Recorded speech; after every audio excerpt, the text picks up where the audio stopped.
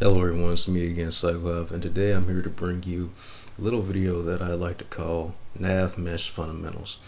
For this video, I'm going to show you how to make a Nav Mesh, how to create a Nav Mesh agent for your player character, creating dramatic and static obstacles, and how to create a Nav Mesh off link. So let's get started.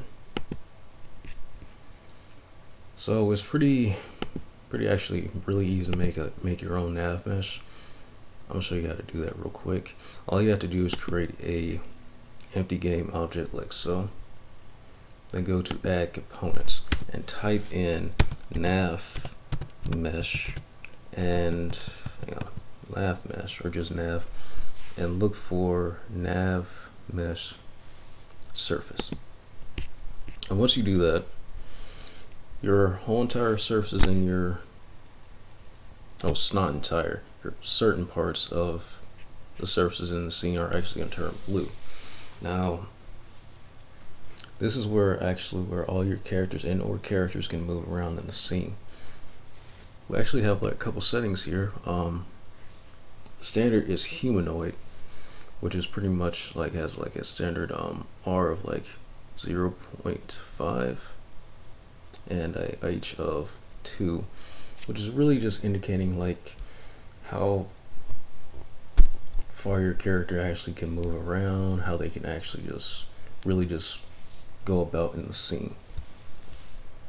Now, this whole entire nav mesh can actually choose like all the certain like layers of everything. Like say we have the default, we have the water, we have the player, we have the UI and all that. It'll just count that as like everything like movable or actually just movable in the scene.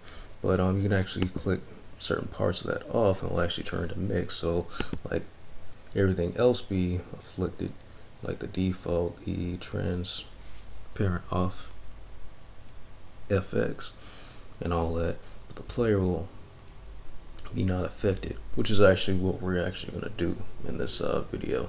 It's not going to be affected so that the player can move around. And actually the way you can actually reapply that, since it's not really applied in the scene, is to just click this bake button, give it a minute. Once it's done baking, it'll actually have the player, if I can just, it'll actually have like a circle right here where the player is, and it won't actually count it as like a certain object that you can actually move around in, or move around on, I should say. So that's how you make a nav mesh. Now let's go into making a nav mesh agent for your player character. So really all you have to do, if you've already seen that, I've already made it here, but really all you have to do is go to add components, go to nav mesh agents, click on that, and since we already have it, I can't really add another one, but pretty much you'll be sharing the exact same components with your nav mesh agent. The only changes that's actually going on here is if it's like you have your base offset, which actually allows the character to actually move around. Now, for the steering, you can actually control your speed, like how fast character can move. If it's like 5.5, you're going to be moving really quick. If it's like around like 1, you may not move as quick. And if it's like 0.01, you're going to be moving like really slow. And you can actually move, have like the angle that the character is moving, like if they move like sideways or move backwards, you can just have it like that, really over here at the angular speed. Same thing goes with the acceleration, that is dealing with speed also, but like how quickly they can actually go besides just their speed. And then you have the stopping distance, like how fast are they going to stop. For me, it's just going to be like standard, since I only have at 0. And then we have the auto brake, which is, will they stop automatically or will they stop on their own? That's pretty much what it is. Then we have the obstacle avoidance. This pretty much allows everything like a certain, how they're going to avoid like obstacles at a certain radius, height, or quality. Pretty much, it's not going to really matter for really much all that unless you're trying to just set up like how you really want it. But that's pretty much it for just making a player character. Now let's go into the script that I actually made for this. If it'll actually come up.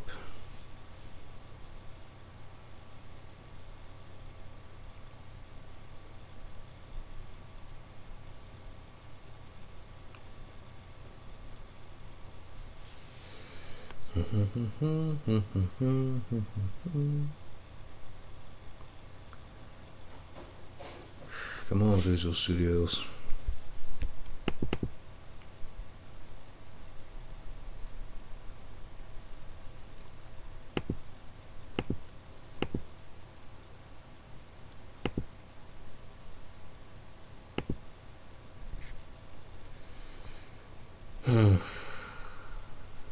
Still loading. Still loading.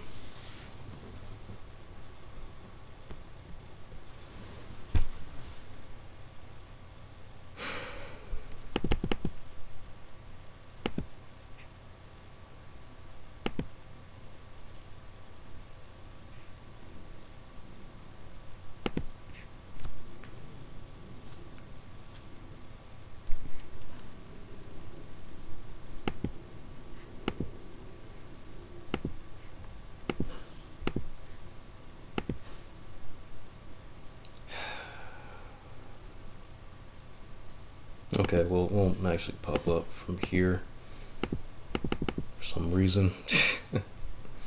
I want to close the program.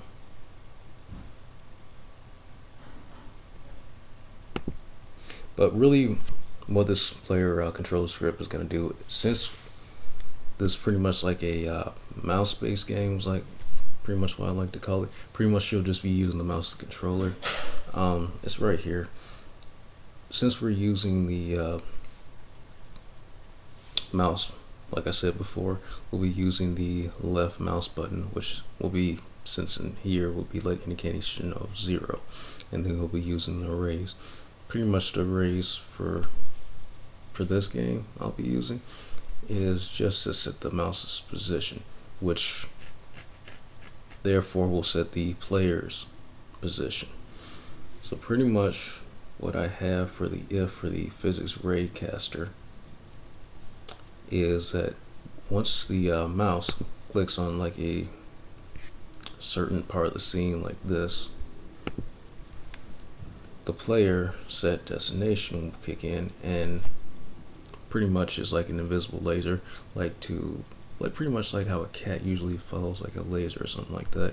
It'll actually just go to that destination and just stay there for that period until you decide to click another destination, and it'll go from there to here to here and here and here and so on and so forth.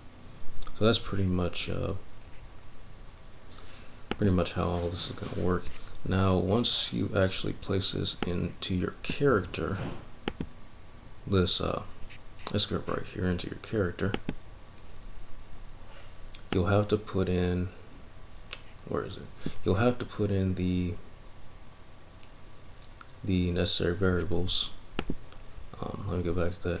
Necessary variables like the like what I have set for here, like the private cam, which is the old cam, and then we have the private nav mesh, which in this case is called player. Once you place that in there, you'll have to place in the main camera. Place that in there. And then you'll have to take the nav mesh agent of the player character. And once you play it into the scene, like I'm going to do right now, it should move around. Like I said before, with a laser pointer and a cat.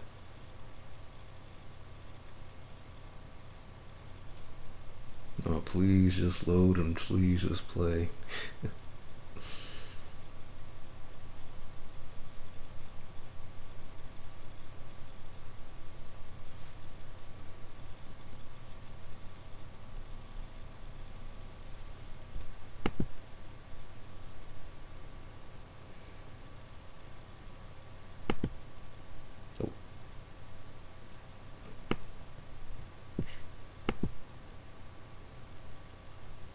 let's see if it actually works. And there it is. And depending where I click, it'll go left, right there, and it'll go right there. If I wanted to go up to this ledge up here, let's see if it'll work.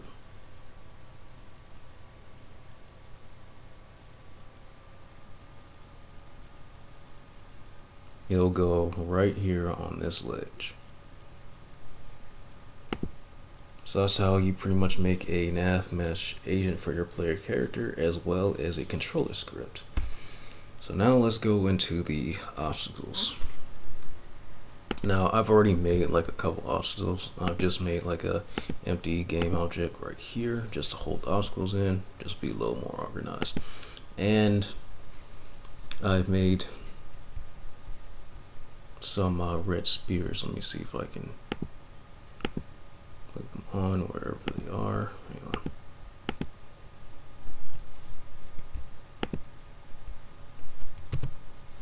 Okay, here they are. I just made a couple red spears here. Now,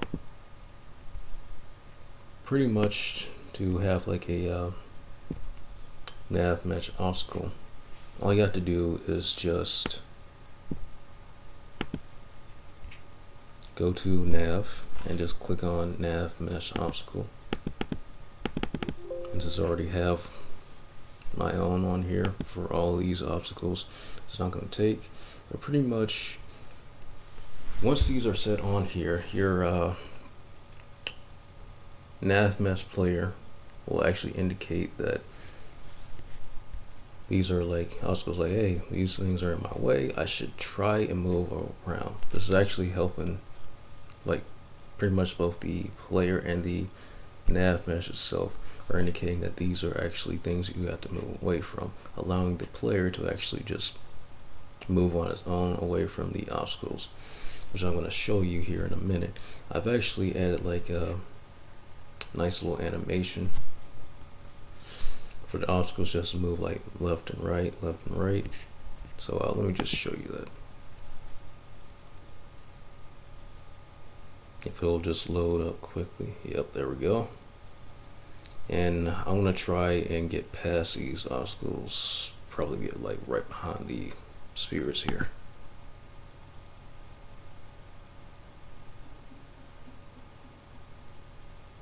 And as you can see, it moves away from them. Yep, it just moves away. It's like, yeah.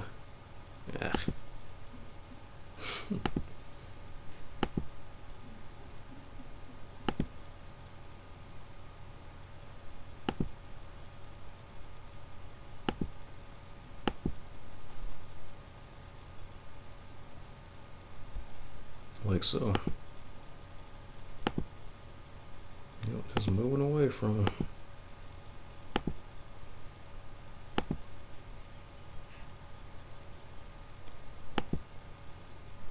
And that's how you pretty much make a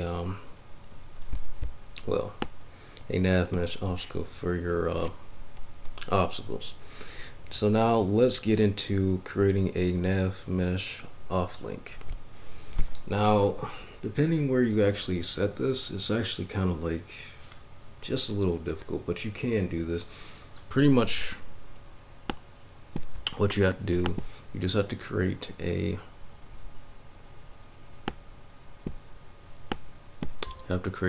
empty object. Now let me just close these obstacles so I can actually have some room. Close all this stuff. So pretty much all you have to do is create a empty game object and type in off mesh link. Oh wait, no, never mind. I'm messing up. Sorry guys. Remove this. All you have to do is create a empty game object, then go to add components, and type in nav mesh link, and it's pretty much gonna follow what you already have for your nav mesh humanoid, but pretty much you'll just have to set it to like a certain point, because for this one that I've already made, because for this I'm actually gonna have the player object like jump over to this other ledge, make it appear like it's actually jumping. I mean, it will be jumping, but it'll hit this off link right here and then jump onto the other side of the balcony right here. Now pretty much this is where it's all about just setting your start point and your end point, because sometimes it actually won't actually take, and it'll just stay in like the exact same spot and pretty much act like it won't even be there. So really I set my starting point to 3.759 38, and I set my y right here. That's why I set for my x. My y is now 4.261556, and I have my z at negative 2.5. And as for my endpoint, its x is negative 5.771132. And for my y, it's just 0. And for my z, it's going to be 0.3148766. Now right here, you can actually change your width. Really, like I said, it's up to you how you want to really do this. For this one, I won't be actually using any of these functions like the cost modifier, the auto update position, because really we don't really need to update its position where it goes. But mainly, the main thing right here, it has to be walkable. Just like everything here on your nav mesh, it has to be walkable. So pretty much what this whole entire offlink is going to do is going to activate once the player gets near it, and then the player itself is going to jump up in a straight line, not really straight line, pretty much like a certain height, more like a heel motion, and just jump onto the next balcony. So let's see if we can activate that.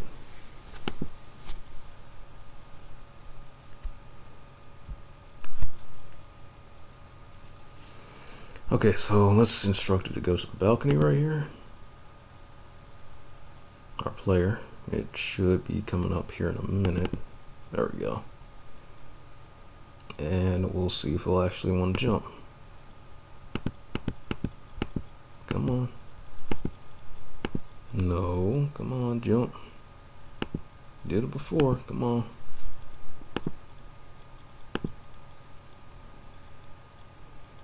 Like I said, it's all about placing your off link.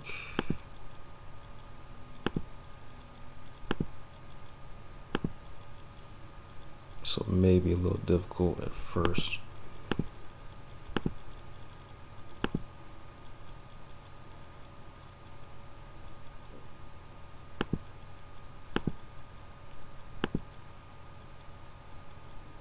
Come on now.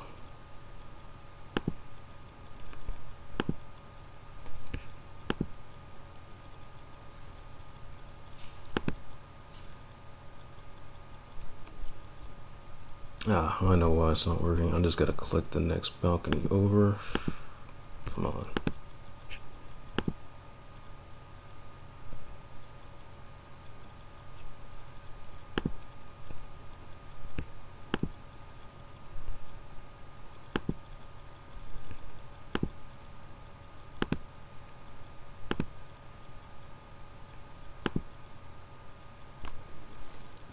Okay.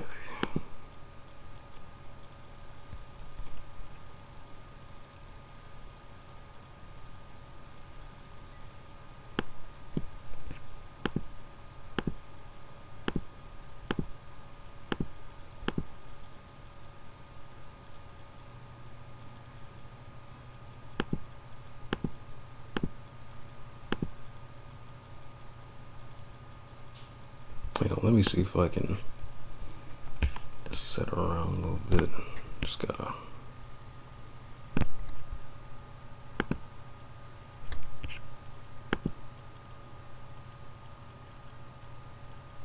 Wait a minute. I know it's not working. Let's see if I can delete this. Delete this.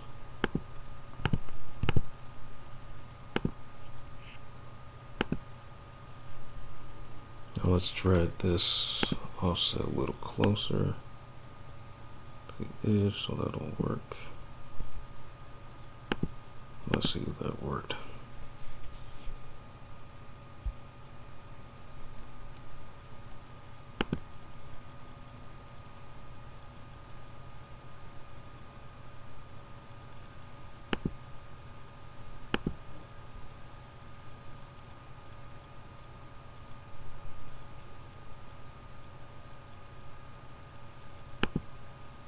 And there we go. And just like that, it'll go onto another side of the balcony. And it'll do it right back again.